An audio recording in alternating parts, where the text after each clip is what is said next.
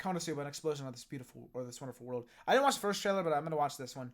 I'm watching this because I started the Konosuba novels because I have them. I haven't finished them, so I'll just keep watching the anime until I catch up, I guess.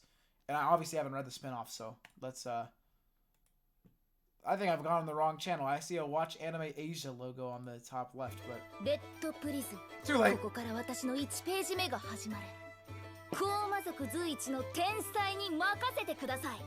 私はあなたを倒すために入学しました。選ばれし11人。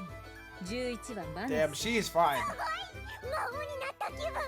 She's cute. 何でもかじってはいけませんよ。我が名はドドンカ。我が名はフニフラ。我が名は練り巻き。群れるつもりはないのです。今日も私の負けでいいから。お弁当もあげるから。お父さんお母さん、私はこれから学園で学び、立派な。Only explosion magic, baby.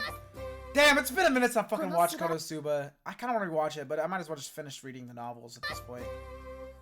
この素晴らしい世界に爆炎を。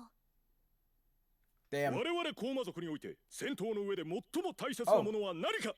めぐみん。破壊力です。すべてを蹂躙する力。力こそが最も大切だと思うのです。ああ、50点。